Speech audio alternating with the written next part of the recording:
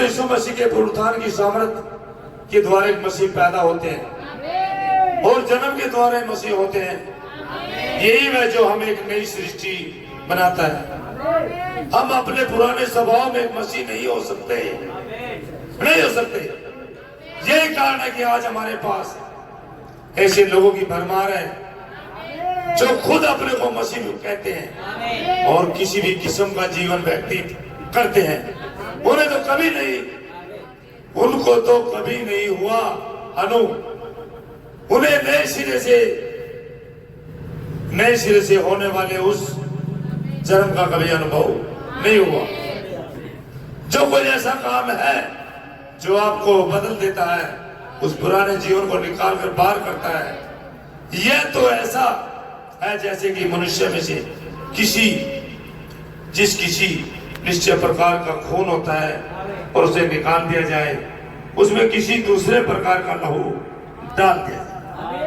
यह तो ऐसा है कि किसी मनुष्य में से उसका पुराना जीवन बाहर निकाल दिया जाए और विश्वासी में मसीह का जीवन भर दिया जाए। इसके बाद वह नई सृष्टि बन जाता है, वह नहीं होता है। अब केवल यही एक तरीका है जो कभी जान पाए और जो लोग संतुष्ट कर सकता है जी।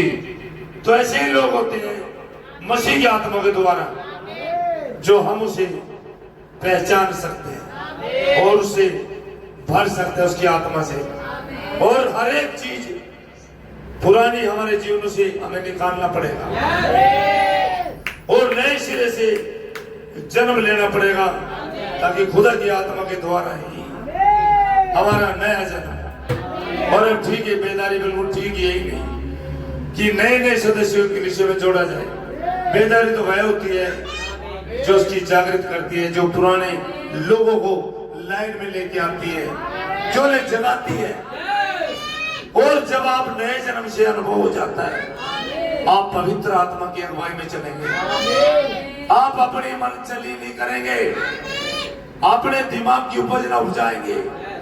आप वहां पे अपने खुदा की अगुवाई चाहेंगे और बगैर मार्गदर्शक के, भाई आप जैसे आपका जीवन, आप एक मार्ग पे जा रहे हो, उसे पता नहीं आपको ये मार्ग जाता कहाँ है, आप नाश हो जाएंगे। अगर आपका अगुवा पवित्र आत्मा है और सहायक है, तो भाई आप सटीक चल रहे हैं। आप उसी की हजूरी में चले, उसको पहला स्थान दें और आगे आगे आपके खुदा आपके मार्गों में रखवाली करेगा। एक 20 लाख लोग बादल और आग में होकर खुदा ने उनकी अगुवाई की थी और मिस्र से लेके आया और कुरान तक खुदाबंद उनके आगे आगे चला, रात दिन उनके आगे आगे चलता रहा। जहां भी उनको समस्या होती थी, उनकी समस्याओं की पूर्ति की जाती थी। आमीन, धन्यवाद।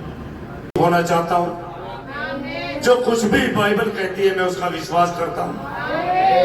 मुझे इससे कोई मतलब नहीं कि कौन मुझे असहमत है या नहीं है, कौन नहीं है सहमत जी, उन रगड़े झगड़ों नहीं करना चाहता। तो मैं तो एक बाइबल वाला मसीह बनना चाहता हूँ, परंतु मैं तो बाइबल का ही विश्वास करना चाहता हूँ।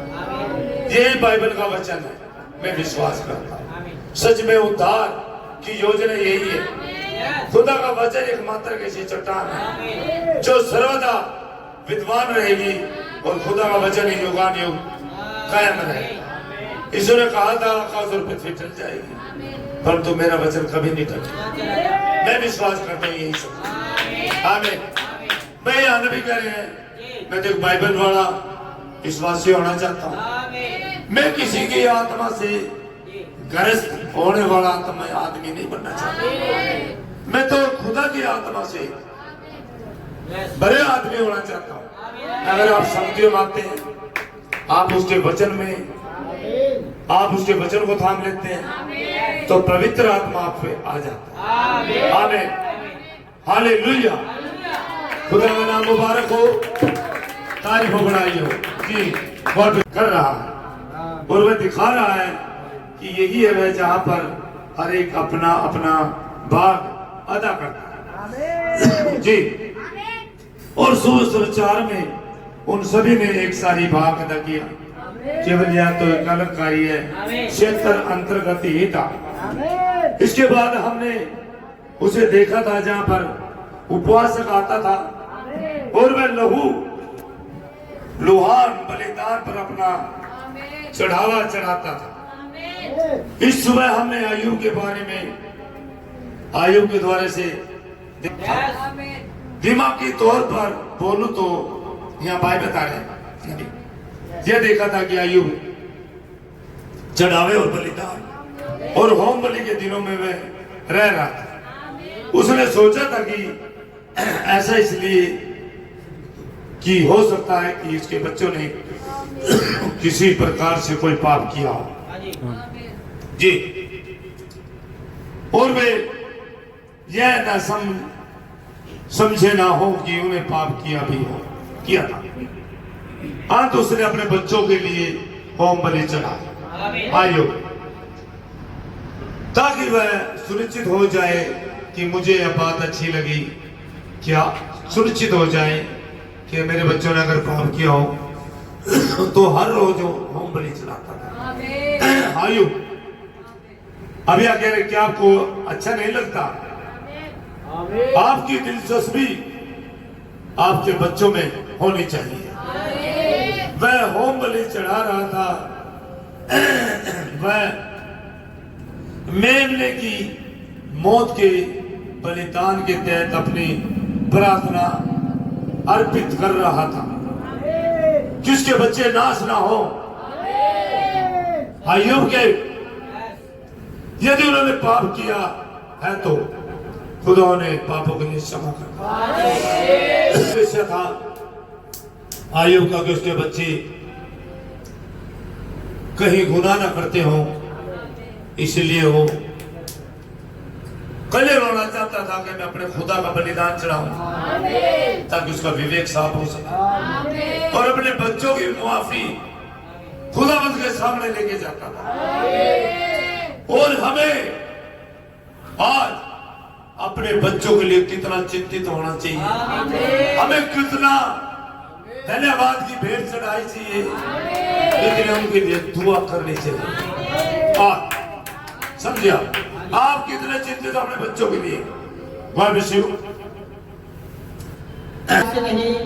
न्याय और जीव के मार्ग के द्वारा वह तो मृत्यु का मार्ग था, वह तो व्यवस्था वाला मार्ग था, वो तो मृत्यु का मार्ग था। पुराने मार्ग से नहीं, नए मार्ग से आपको आना पड़ेगा। पढ़ता रहो।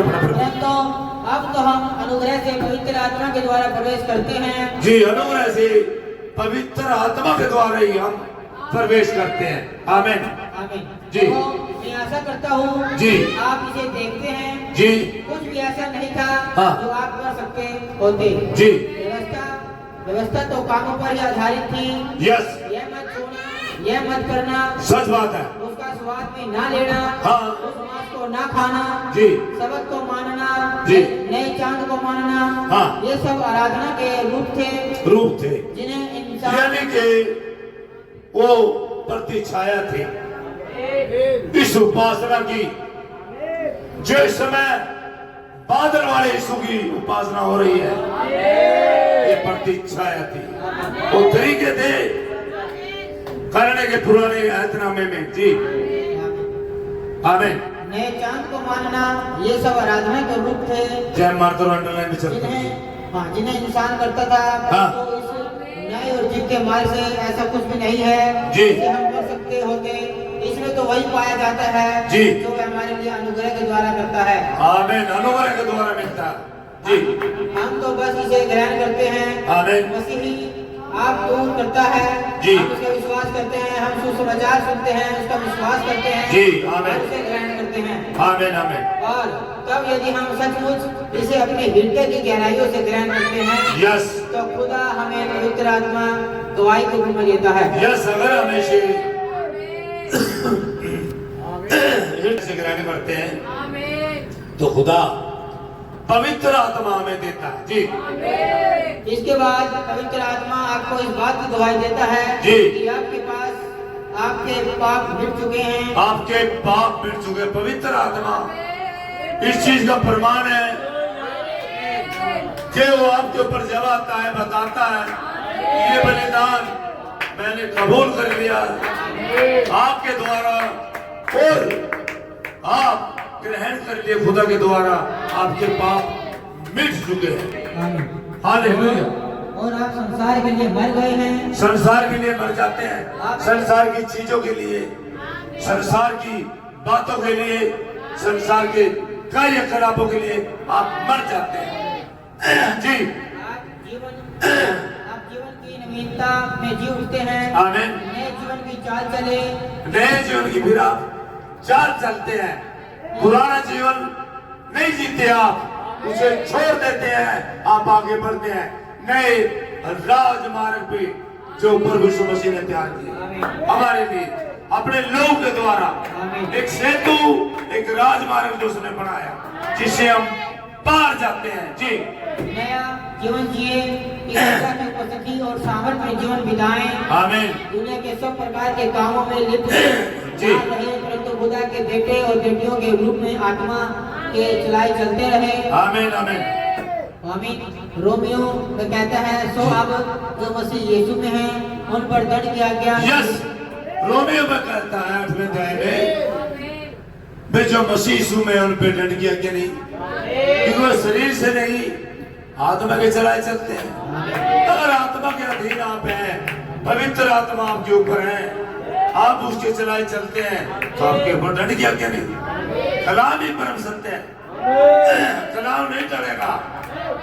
अगर मुझे पूरी बाइबल दिखाए कहीं खुदा अपने वचन का पालन नहीं करे हो, दिखाए वो हर एक वचन का पालन करता है, कलाम नहीं टलता।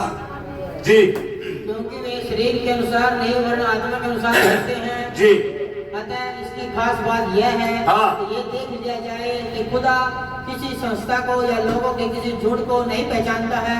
यस। यदि आप एक मेथोडिस्ट हैं जी। तो वह आपको नहीं पहचानता है जी। क्योंकि आप तो मेथोडिस्ट हैं। यदि आप पेंटिकोस्टल है जी। तो वह आपको नहीं पहचानता है हाँ। क्योंकि आप तो पेंटिकोस्टल है। वह तो सिर्फ एक अकेले उस व्यक्ति को ही पहचानता है जी। जिसने जन्म लिया है। आमीन। जिसने जन्म लिया है। नया जन्म पाया कि तो उसे पहचानता, खुदा सभी को नहीं पहचानता। समझ रहे हो? आमीन। ये खुदा उसे पहचानता भाई जी, आमीन। जिसे नया जन्म लिया। जन्म लिया। आमीन। जी उसी यीशु में नई सृष्टि बन गया। आमीन। हालेलुया। मैं सुबह कहा था कि मैं इस समय फिर से ठीक इसी बात को बड़े प्रसन्न के पेश कर रहा हूं, जिसे मैं थोड़ी देर पूछने की लोग एक दूसरे की आत्मा को धारण कर लेते हैं। आप इस बात में सावधान रहे कि आप खुदा का आत्मा ग्रहण करने के बजाय किसी इंसान की आत्मा ग्रहण न करें।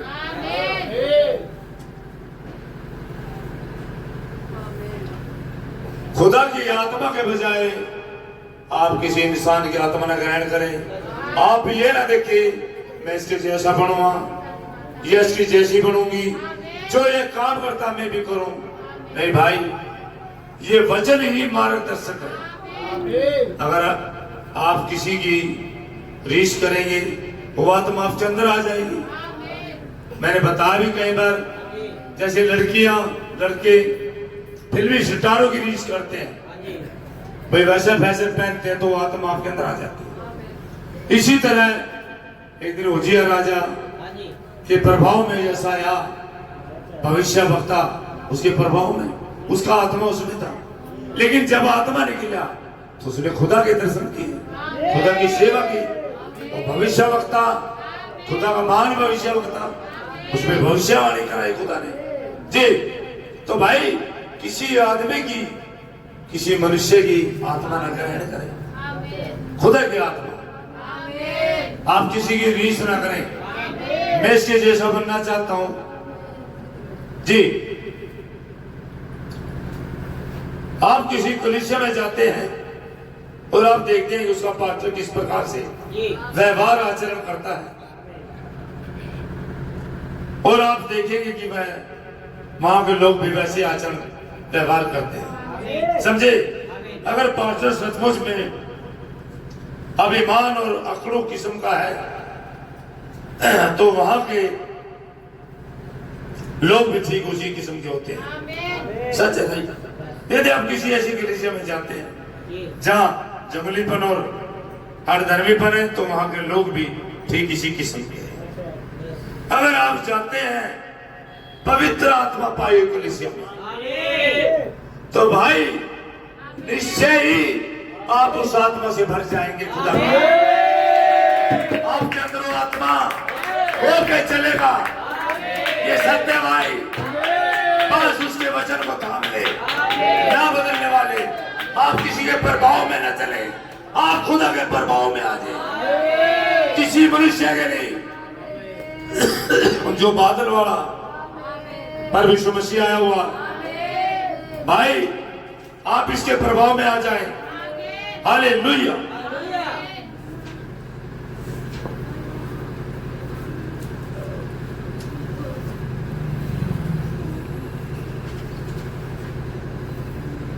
साथ मिलकर स्वर्ग के स्थानों में बैठे होते हैं तो पवित्र आत्मा अंदर आ सकता है, हमें आशीष दे सकता है और हमें खुदा की बेशकीमती वचन दे सकता है। तब हम इसे बहुत ही सी बार तरसुलों के द्वारा बहुत ही बात देखी। ये नबी बता रहे बातों को। आमीन। तो